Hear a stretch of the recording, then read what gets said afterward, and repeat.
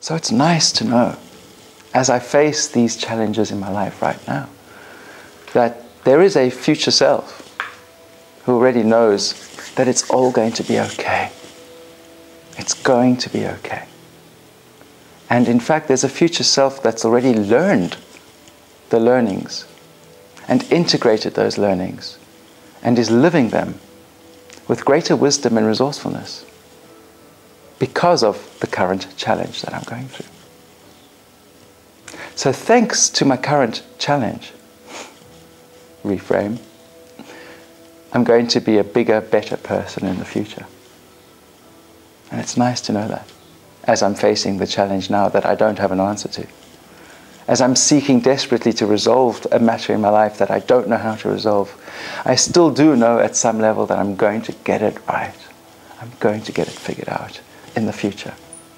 Eventually I'll get there. Eventually I will. I don't know how long it'll take in my conscious mind, but my unconscious mind has a vague idea, or perhaps even a precise idea about how long it's going to take. And since at some level of awareness I do know when in my future I've got it all figured out and the healing is complete, I can use the analogy of going to the future and collecting those insights and bringing them back to now, so that I'm a more resourceful person right now. And it's a wonderful end state energy to be in. It's very upbeat, very positive, very inspiring, and really empowering. So that's why I'm excited to teach this to you.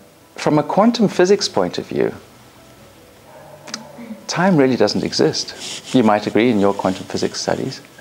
Time is just an analogy, and we spoke about it yesterday as a man-made invention, something we've created to be able to measure progress and catch the train on time. Time is one of those internal filters that determine how we internalize reality. And if we can transcend time in our own personal awareness, even if just for a moment, it helps us to transcend our current experience. And in that brief or more guided, progressive facilitation of going beyond time, we experience a significant reframe that gives new ideas, offers us new perspectives, and we come out of it with new thoughts and new approaches to those challenges. So, in one sense, what we're experiencing now is what we're meant to experience in order to have the future that awaits us.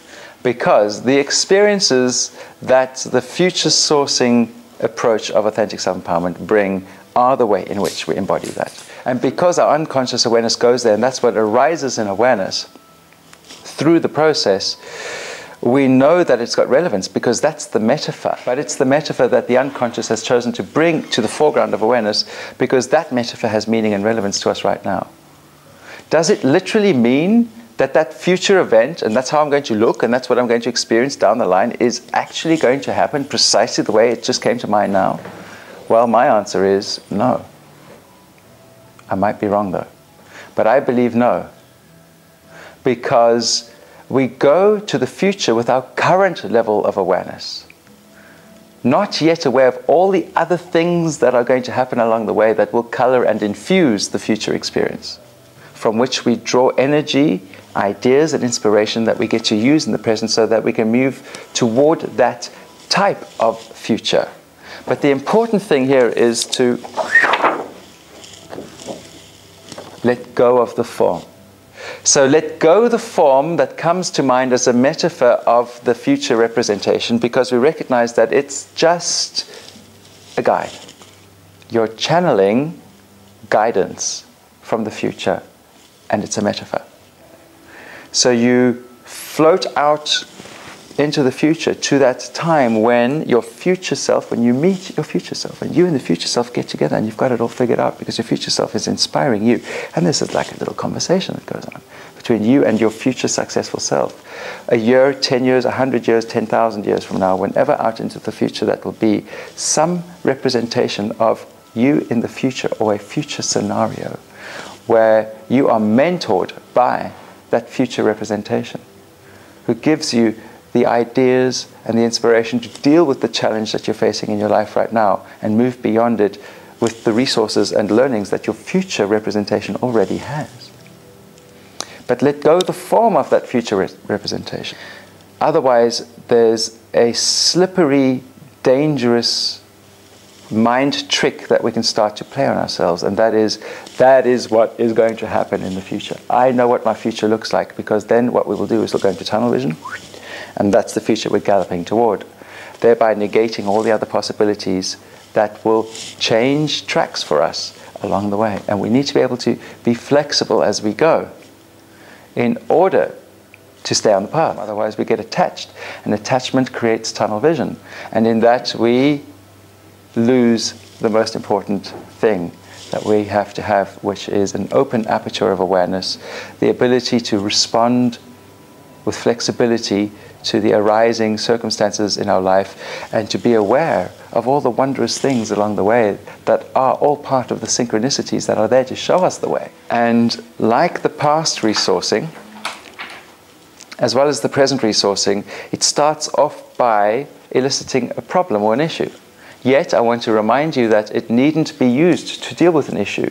It can be used just as a way of being inspired by your wise, creative, resourceful future self to make the right decision right now, even though there's no crisis situation to deal with. And the step one then is either the elicitation of an issue, or it is the intention that you'll be setting if you're not dealing with an issue. The intention to just, let's say you're going to embark on a new creative project. What project? What type of creative energy? What inspiration do I want? What future representation of myself has already completed this project? Let's go there now. Get the ideas and bring them into the present. And they might not get it in the representation of themselves in a year or 2 or even 50 from now. They may need to go further. They go to wherever they need to go. They may go beyond time. It's very rare, though. I have found that even very mature in their years clients get to a future time. Now, some people, I think many people, aspire to the idea that they will get to a graceful and wise representation of self, even if it is in their last weeks of being here on the planet. Almost all my clients have found a future representation of themselves, even the mature clients who are well over 70 already. Maybe it's when they're 90. It's an established idea. I mean, all through our lives, we assume that at some point in the future, we'll be older and wiser.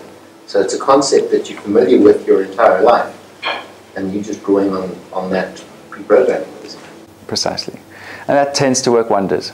But if it doesn't, we say, just keep going, just keep going. There's nothing to get attached to. Just keep going all the way out into the future until you arrive at that point in time or beyond time where the insight awaits you that you can use right now. And just keep going, and you're speaking to them very inductively, and you're assisting them to keep going. And where does the answer really come from, folks? It comes from the unconscious. And we're using this approach to tap the unconscious. It's yet another one. I find it to be a very effective one, but the point is it's coming from the unconscious. This works wonders with kids. I do it in a much more playful way, the way I facilitate it in the Sans World recording. But for younger clients, anything from 40 and down, it's just, we've still got such a long life ahead of us. The younger the client, the longer the perceived lifetime is. And so the metaphor just really works really well for younger people. And I hope that through learning authentic self-empowerment, above all the other things that I teach, you're going to become familiar with the unknown in realizing that what it brings into your life is creativity and new possibilities that you would never know and never get a taste of if you weren't willing to take that small step into the unknown and just let things unfold. In recognizing that that's where you need to go in order to have new creative ideas and new possibilities arise in your awareness. For a higher order of realization about yourself and what's possible for you. To take hold in your consciousness. it's required that you let yourself be in the unknown. And I'm not just talking about here, I'm talking about out there too.